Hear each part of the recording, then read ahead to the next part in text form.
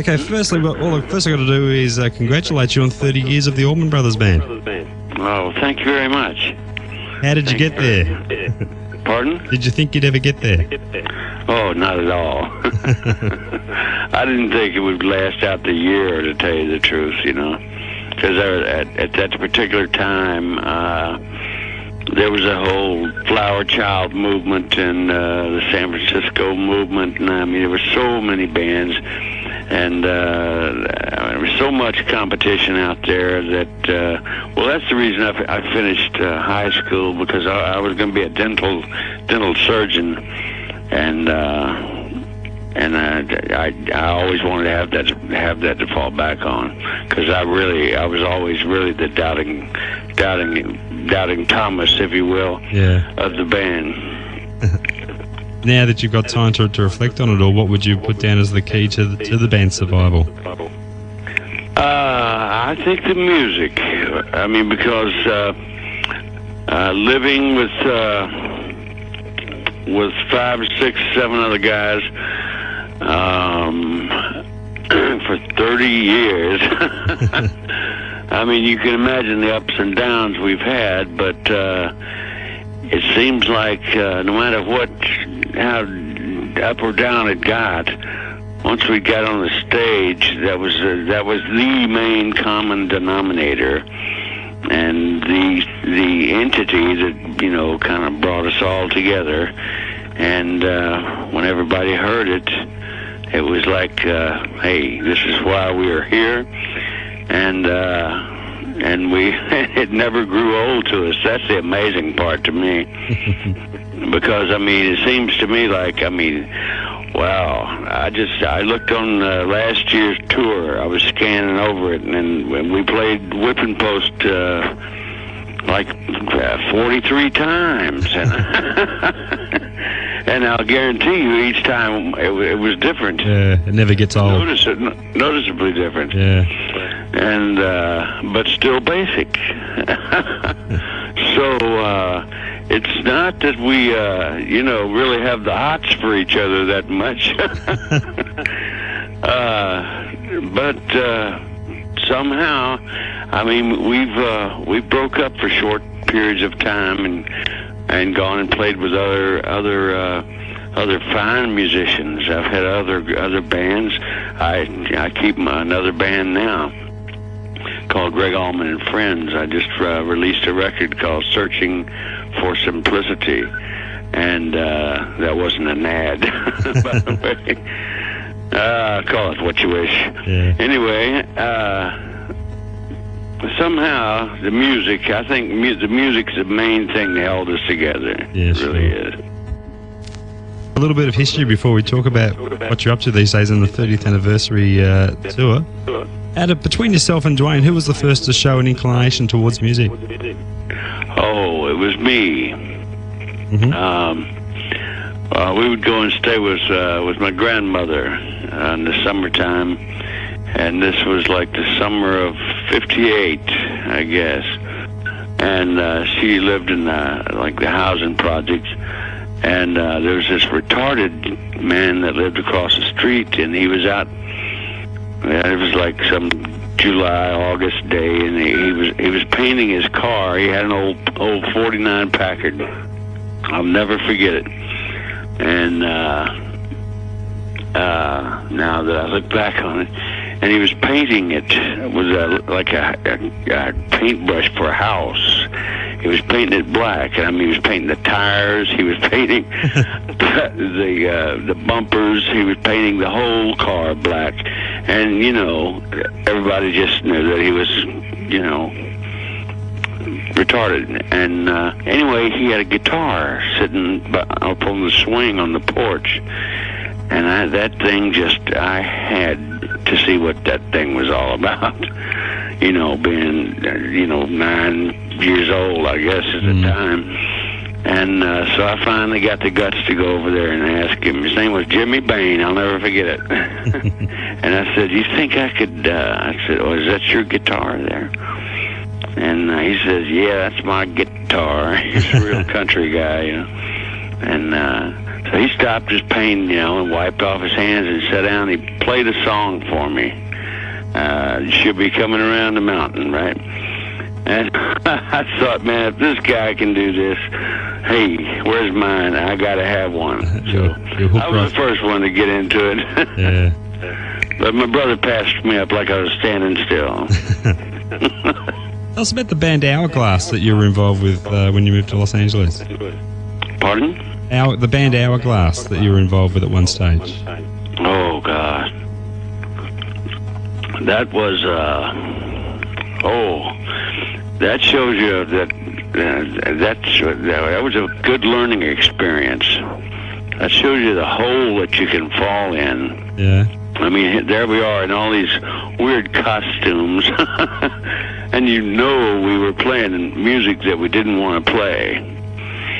And very few, like on the first record, we did 2 records for them. It was Liberty Records, who later became United Artists. They had us playing the first record.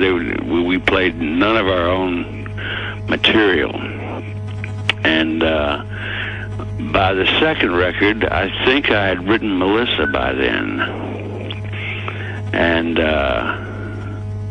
didn't put it on there. I put a couple other songs that I had on there that were just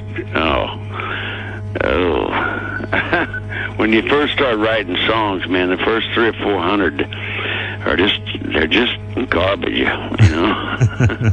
And that's kind of what that was. But it was good to know that, because I would never wear a Nehru jacket. I mean, come on. And it taught us to stick to the blues, because I mean that's what we like to play. You have sorry. Go ahead. Did you have an agenda sound-wise for the Allman Brothers Band when it first formed? Oh, no, not at all. We just, my brother actually started the band, and he just, I guess, went around and took his good time doing it, and made really good sure of the people. But he just picked out a bunch of people and threw them together, and hoped it would happen. I guess that's the way you do. You build a band. Yeah. That's the way I've built many of them. And I'm proud to say I was the last one to get there, because we had split up for the first time in our lives. He had left Los Angeles after the Hourglass you were speaking of, and I went down to Muscle Shoals to get on the musical staff there in Muscle Shoals, Alabama, with Rick Hall and all those people. And he did a lot of stuff with Aretha and Wilson Pickett, Clarence Carter and all that. And all that went on for about a year. I didn't see him, he didn't see me. I was still in Los Angeles, kind of being held hostage, And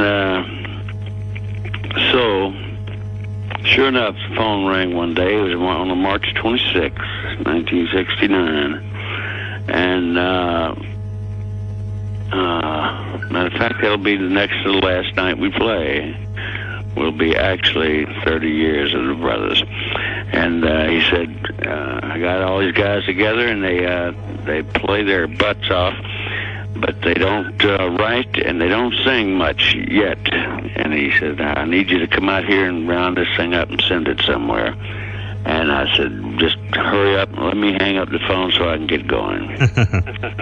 And I was there just the only time I ever hitchhiked, and I got a ride from the San Bernardino Freeway to Jacksonville, where they were, all the way across the United States.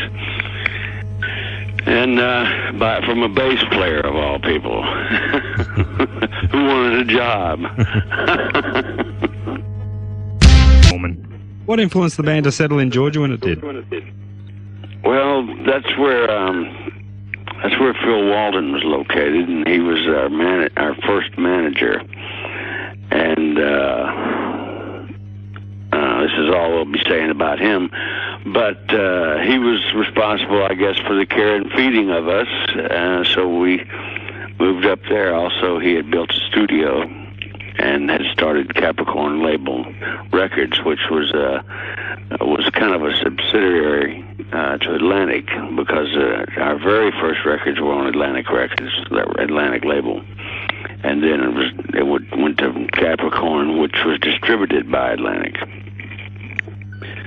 Was there ever any thought given to winding up the band after either the loss of Dwayne and of course later Barry Oakley? Or was it always a thought to continue on? Yes, there was discussion. At first, it was just shock, you know. And out of myself, I took off for the West Indies, and a very good friend of mine took me down there, and I caught a big marlin. I don't know how. Hell, I weighed about 150 pounds.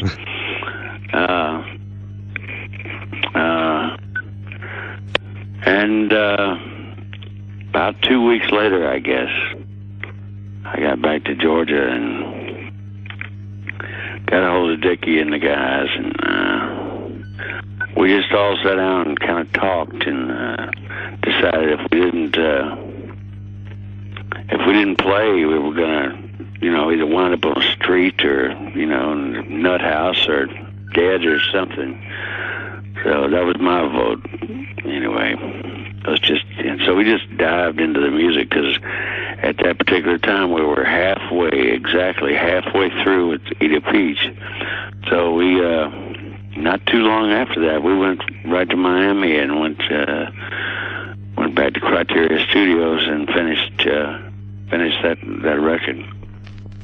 Do you think that the band really came of age, really became the band that you set it out to be in the beginning? Oh, I guess that happened after we got, after we found a real comfortable place to play, which would be after we met Brother Bill Graham, and he brought us up here to New York, where I am now, to the good old Fillmore East. And that was, if there were any good old days that I could talk about, it would be during those times. But hell, these days are good old days, especially being sober. Now, the band did go through a couple of splits during its 30 years. Would it be fair to say that those splits more or less had to happen for the band to still be around today? Was time away that you... Yes. Yeah? Absolutely. Sure enough. I mean, it seemed, you know, they say everything happens for the best. Yeah. And some of them aren't too nice, you know. Like, you know, I mean, when the 80s came, hell, there was no place for us. And we all saw that, we all agreed on that, and we all kind of said, you know, we're not disbanding, it's just, let's put this thing on hold, and I'll see you later. Good luck. Hope I don't see you on the street with one of those signs, you know. One thing you've got is an incredibly loyal fan base, the band always has, and it surely must have a lot to do with why the band is still going strong today. Yes, that's next to the music, it is the fans. The fans are incredible. I mean, like tonight's our night off. We've been here rehearsing for 9 days, and then we start on an 18-night thing here at the Beacon Theater. They blew the old Fillmore East building down. It's a parking lot now. Oh, what a shame. Really. Anyway, we're going in to play 18 nights, and I would imagine that somewhere between 2/3 and 3/4 of the people that come see us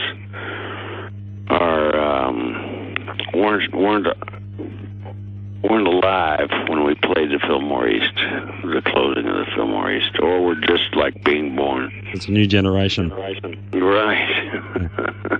And of course we get the good old hippies. Sometimes we get the whole family. I mean, it's a real blessing. It really is. It makes you glad to be alive, and it makes you feel like, God. I mean, of all the bands that you've run into and that you know, and I mean, some of them you've gotten real close to, and there are those who are still around, like BB is a good friend of mine. And I mean, gosh, I remember wearing out his records when I was just a little pup. And he's still going strong. Yeah. And we've sat and talked about what a blessing that is. Now, talking about this 30th anniversary tour, how long does it extend for? How long, what? How long does it run for, the tour? Touring for a fair portion of the year? Well, we're doing this whole month here in New York, and then we're going, I think we're going down to the Fox in Atlanta. We're doing a whole big spray of nights down there. And then we're doing a real extensive tour this summer. And I hate to say we're not coming to Australia, but I tell you what, my band's coming. Is that right? We tried to come last year when my record came out. Yes, it's this other band that I have, and we will make it there. I'll guarantee you, we will make it there by the millennium. Oh, terrific! That will be worth waiting for. Because I've always wanted to come down under, man. I've always wanted to come down there. Well, there's an audience here ready and waiting. That's fantastic news. That was my next question. I mean, do you think they'd like us? Oh, absolutely. I have no doubts about that whatsoever. The general the general consensus about yourself, and I'd have to agree, is that you are singing better than ever these days. How much of that would you put down to your new, healthier lifestyle? Most of it. You mean about being sober? Yeah. Oh yeah, that just revarnished my whole existence. I was getting where I didn't give a damn whether we played or not, and that's a pretty sad situation there. Because I'm not trained for much else. Has it also helped your approach to your work and your work ethic? Oh, yes. Oh, yeah. About your own band, can you just let us know the lineup there that you've got in your own band? Pardon? Your band, the Gregg Allman Band. Uh-huh. Can you just let us give us a run through of the guys in that band? Yes, I have a lot of my good old friends.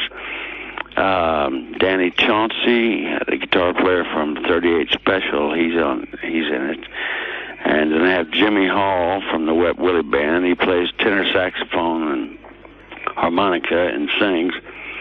And then I've got like a rhythm section that I live in Marin County, California now. And I've been jamming with these guys. I've lived out there since 1989. And I just kind of found them and started jamming with them when I was when I came home, if I'd hear of them playing someplace. And finally we said, hell, let's put it together and take it out on the road. What the heck? And that would be Tommy Miller playing bass. He's from they're all from over by Oakland. They're from Alameda, and they're called the Alameda All Stars. And there's Tommy Miller on the bass, and Tommy Thompson on the keyboards, and Preston Thrall playing full set of tubs, full drums, and Mark McGee playing slide and lead guitar. And then I've got a man that I grew up with, I've known about 42 years, who kind of took me under his wing, man, and turned me on to Motown and James Brown and every good thing that was going down. And, showed me some music with substance, I mean, I think we were playing some kind of surfer music, nothing against surfing. I used to do it myself, but some guys could use some new music, And it's still about the same kind of stuff. Anyway, he we got in a band together then. It was called, it was two names. The band itself was the House Rockers, and then there was three black guys that sang, and he was one of them. They were called the Untills, and it was House Rockers and Untills. And I don't know if you've ever been to America, but I grew up. I was born in Nashville, Tennessee. At the age of 10, we moved to Daytona Beach, Florida, and that's when I started playing.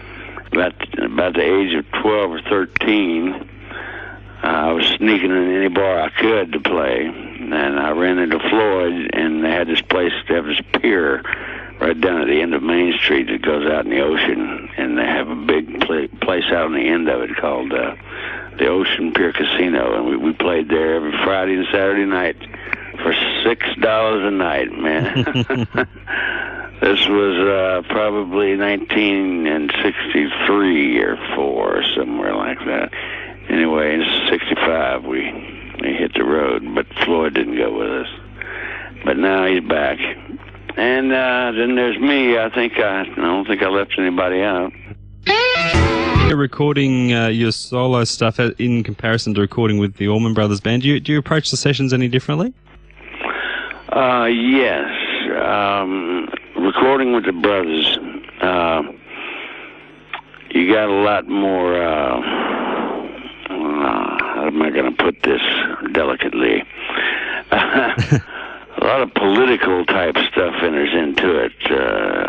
Let's just say you have more than one head chef in the kitchen, you know? Mm-hmm. Not that you need a Führer or anything, but, you know, every group needs one leader, you know, and it's just after this same goal as everybody else, you know, what have you. And with my band, it's just, you know, I don't know, there's a lot less chaos. It seems like it should be the other way around, but it's not. But, hey, I'm not griping. You know, it's quite a good variety because there's like no holes barred with my band, and with the Allman Brothers, it's well, you know, we've been around so long. It's not really that we're going to be coughing up a whole lot more new music, but we are slated to go in to pre-production on a new record in April, and then we're going to play it on the road all summer, and supposedly hit the studio in the fall, the late fall, because I'm going to do my damnedest to get to Australia. We almost made it last year, but the way you do it is you do the Japan, New Zealand, Australia run, and I mean, I'm 50 years old now, man. That's a lot of traveling. I should have done it 30 years ago. Yeah. But I'm still going to. I'm going to get there. What about with your songwriting? When you're writing a song, do you know where it's going to go? It's going to be for your solo work, or it's going to be for the Allman Brothers? No, I don't really. It usually they kind of sift themselves out, you know. I don't know. It really depends on who plays them, because, like, you know, there's two different versions of Whipping Post, and one band plays one the other, and they actually, what we have here is two different songs. Yeah. That, you know, from a distance, they sound alike. But it was very strange how that all happened. Wasn't some people might think, well, God, he's gotten about all he can out of that tune. So actually, one of the technicians from the brothers, he dared me, and it came out good. Actually, the whole song, the home run to the whole thing is that Killer Steel-Bodied National work that Jackie Pearson does on it, because that's just stone swamp music. And I mean, that's the whole Greg, just before we wind up, what qualities would you say the Allman Brothers Band of 1999 has that, say, the Allman Brothers Band of 1969 didn't? Apart from experience, of course. Well, they've matured a little more. Yeah. And we've got more selective. I would like to think that the band's taken on a little more class. And what advice would you have for young players just starting out? I would say play the music and leave the damn drugs and alcohol alone. I know that sounds real parentish, and it's, you probably think I would be the last one to say that, but I shot part of my life, man, pretty much. And I know I had a lot of fun, but I can't quite remember it on account of I wanted to get high. But little did I know I was already as high as I could get. Just being alive. It sounds like the voice of experience to me. Yes, sir. If we can save one of them, mine was not in vain. But I'm okay now, and I'm still kicking, and I'm going to get there. I'm going to come see y'all, and I'm bringing my buddies. We're going to play. Okay? We're sure glad about that. Listen, Greg, thanks for your time. I'll let you get back and enjoy the rest of your day off, and best of luck for the tour. All right. Hope it all goes well, and you can be rest assured we are waiting here with bated breath to see you down in Australia. All right. Good day, my man. Good day to you too. Take care, Greg. Bye-bye. All the best.